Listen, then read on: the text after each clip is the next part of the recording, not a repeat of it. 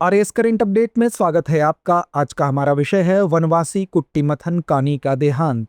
आइए सबसे पहले जानते हैं चर्चा के बिंदुओं को। तो सबसे पहले हम जानेंगे ये चर्चा में क्यों है, कानी जनजाति के बारे में, आरोग्य पाच्चा के बारे में, अनुसूचित जनजातियों के बारे में मुख्य बिंदु, और अंत में चलेंगे अभ्यास प्रश्न की तरफ। तो आइए सबसे पहले जानते हैं ये चर्चा में क्यों है। हाल ही में अगस्त्यमलाई के कानी जनजाति के बुजुर्ग कुट्टिमथन का निधन हो गया। उन्होंने दुनिया को आरोग्य पचा जैसी औषधीय जड़ी बूटी से परिचित कराया था। बता दें कि कुट्टिमथन कानी को जोहान्सबर्ग में विश्व मंच पर संयुक्त राष्ट्र का इक्वेटर पुरस्कार से सम्मानित किया गया था। यह पुरस्कार हर वर्ष संयुक्त राष्ट्र विकास कार्यक्रम द्वारा स्वदेशी समुदायों और स्थानीय लोगों द्वारा संचालित प्रकृति आधारित समाधानों को सम्मानित करने के लिए दिया जाता है, जो सतत विकास को बढ़ावा देते हैं। आइए अब जानते हैं कानी जनजाति के बारे में। कानी जनजाति मुख्य रूप से केरल और तमिलनाडु के अगस्त्यमलाई क्षेत्र में निवास करती है। इसकी कुल आबादी लगभग 16,000 के आसपास है। बता दें कि 1990 के दशक के मध्य तक इस जनजाति के सहयोग से जीवनी नामक एक सूत्रीकरण विकसित किया गया था, जिसे थकान रोधी, एंटीऑक्सीडेंट, एडाप्टोजेनिक और यकृत सुरक्षात्मक के रूप में विपणन किया गया। 1995 में रॉयल्टी आधारित समझौता कर कानी समुदाय के लिए कानी ट्रस्ट बनाया गया।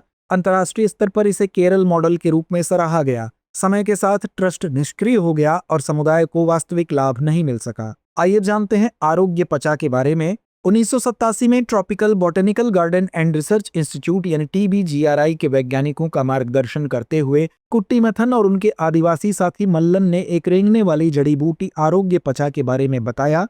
यह केरल की अगस्त्यार पहाड़ियों में पाया जाता है। स्थानीय कानी जनजाति इसे शक्ति, स्वास्थ्य और स्फूर्ति के लिए स्वास्थ्यवर्धक भोजन के रूप में उपयोग करती है। इस पौधे का टॉनिक प्रभाव प्रसिद्ध औषधि जिनसेंग के समान माना जाता है। आयुर्वेदिक ग्रंथों के अनुसार आरोग्य पच्चा संभवतः सुश्रुत द्वारा वर्णित दिव्य वाराही हो सकता है। हालांकि इसका रासायनिक व औषधीय मूल्यांकन अभी भी जारी है। आइए अब जानते हैं अनुसूचित जनजातियों के बारे में। 2011 की जनगणना के अनुसार भारत में अनुसूचित जनजाति की जनसंख्या लगभग 10.45 करोड़ है, जिसमें से 18 राज्यों और केंद्र शासित प्रदेश अंडमान और निकोबार द्वीप समूह में स्थित 75 समुदायों को विशेष रूप से कमजोर जनजातीय समूहों यानी PVTG के रूप में वर्गीकृत किया गया है। इन समूहों में आदिम लक्षण भौगोलिक अलगाव, कम साक्षरता, शून्य से नकारात्मक जनसंख्या वृद्धि दर और पिछड़ापन पाया जाता है।